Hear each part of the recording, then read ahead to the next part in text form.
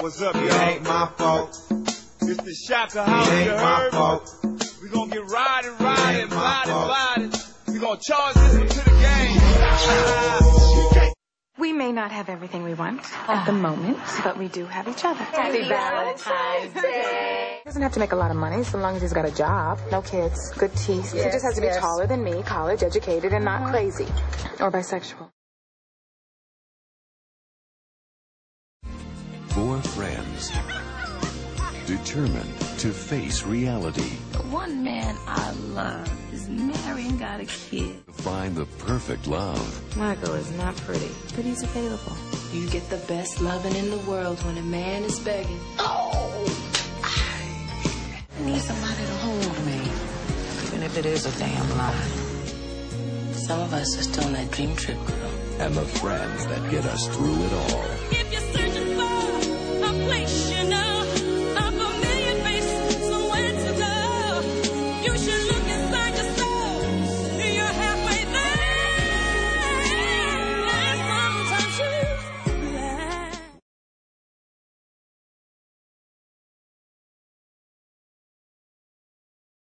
Frank, open the door. I know you are in there. You got a woman in there? Fine, I am sick of your Without any assistance or guidance from you, I have loved you assiduously for 8 months, 2 weeks and a day. I've been stood up 4 times, left 7 packages on your doorstep, 40 poems, 2 plants, 3 handmade note cards, and I had to leave town to send them. You call at 3 o'clock in the morning on weekdays, charming, but you have been of no assistance. I want you to know that this has been an experiment. To see how selfish I could be. To see if I could really carry on to snare a possible lover. To see if I was capable of debasing myself for the love of another. To see if I could stand not being wanted when I want to be wanted and I cannot. So, without any further assistance or guidance from you, I am ending this affair. There's a note attached to a plant that I've been watering since the day I met you. You may water it your damn self. In no way am I attempting to take any responsibility off of a man or his actions, and in some cases, but this vlog is really for women. Okay, you brothers, you can comment, you can say whatever you want to say, but this is one black woman talking to her fellow black women. Personally, I feel like there's no accountability that's taking place when it comes to, 1, watching these movies where they depict black men so negatively, and 2, when it comes to our own personal lives, the things that we do and the people that we choose to surround ourselves around and have relations with. 72% of black women are single mothers. That's a scary statistic. I personally am a single mom, but I have a great relationship with my daughter's father, and he's a great man. He is. We're just not meant to be with one another. But I see so many black women who get themselves pregnant by men who absolutely aren't worth having sex with. And I wonder, how did you have a baby by such an asshole or by such a deadbeat? How is this happening? Well, it's happening because women aren't taking responsibility. No percentage of these women got pregnant by themselves. They are choosing the men that they're having sex with. So when you're having sex with someone who isn't worth being around and being a good father to his child, what does that say about you? I feel like there's a lot of scapegoating going when there should be some accountability that should be taken. And right now, coming off of seeing the For Color Girls movie, I just feel like there's this national kumbaya pity party going on with black women. It's no different when you see a group of black girls that get together like Waiting to Exhale and they sit around and bash men. It's like, instead of saying, girlfriend, you pick that Negro. Hello, why are we talking about him? Why aren't we talking about you? Girls don't do that. Girls sit around and say, oh, well, he's a dog, and, I can't believe he did this, and he treated you like this. Well, hello, you allowed him to treat you like this. You did not demand respect from the very beginning. And here you are sitting in a situation crying and in love with some guy who's not even worth saying hello to. Look at Loretta Devine in that clip. She knew that Negro wasn't worth piss, but she still kept going back to him. Why? Because I think on some sick, twisted level, we enjoy pain. we almost like to create this drama in our lives. Just, I don't know why, but we do. It's actually very sickening when you think about it. You're going to be with some man who isn't worth your time and then complain when he shows you, ding, ding, ding, that he's not worth your time?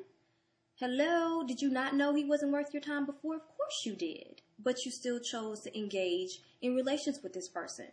For what? I think subconsciously, we want to prove to ourselves that we're not worth the love that we deserve, which is insane because we are all very much deserving of being happy and be treated like the queens that we are. But we settle for chicken shit all the time. And then we complain about it. And then we go and see these movies that basically confirm our complaints as if the problem doesn't start with us. Like the problem begins with me. I am making these decisions. No one forced me to date this person. Granted, he's an adult. He's doing what he's doing. But hey, I didn't have to engage with him. I didn't. Why am I being the victim? I'm talking to you, black women. I'm not talking to them. Because at the end of the day, I'm more concerned about the betterment of the collective.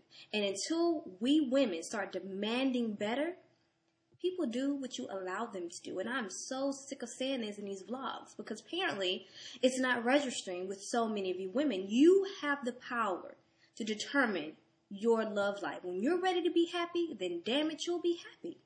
You will go out there and you will put in the universe and you will get somebody who is worth it.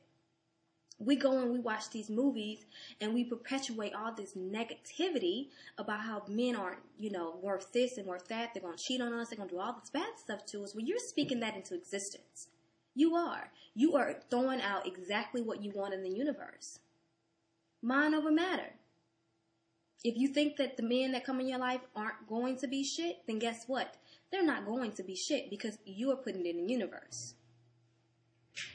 I mean, it's not rocket science. It's really, really not. I haven't had one bad relationship. Not one. You want to know why? Because I don't entertain foolishness. I just don't do it. And neither should you.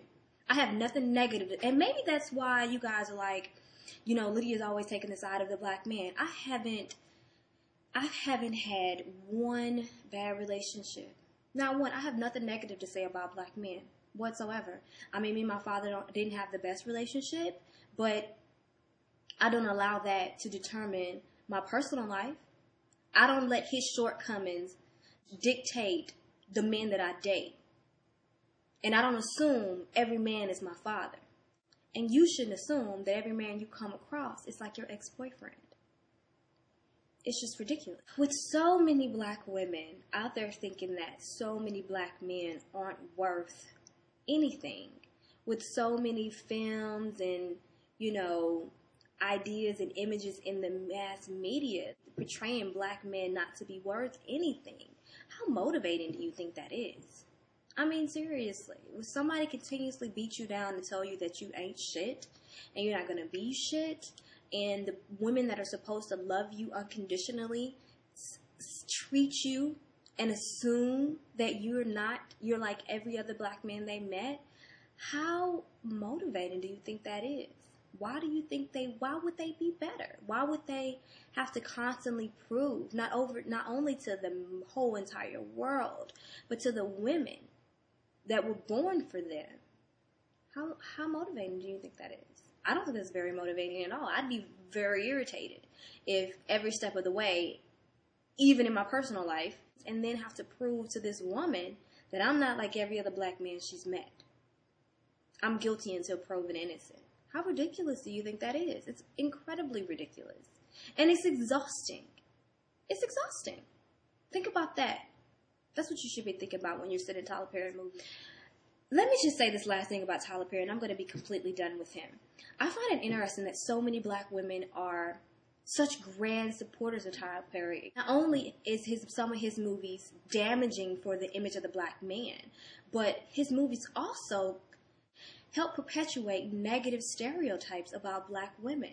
Majority of his women they're loud, they're obnoxious, they are emasculating of their men. They're pretty much everything that people think about black women. They think we're angry, They think we're controlling. They think that we can't be loved by our men because we're just too overbearing and so aggressive. I mean, just look at the women characters in his movies. They are freaking crazy. And guess what skin color they are? So not only are we perpetuating negative stereotypes about our men to the rest of the masses, but we're also saying negative things about black women. And you would think that black women will be a little more cautious when they're out there co-signing and sticking up for a man who is literally making money off of our pain. Because that's what he is doing. He's making money off of your pain, my pain, our grandmother's pain. I'll let you guys' comments and feedback on this. I'm pretty sure you have a lot to say, but I'm ready for all the hating. I'm used to it.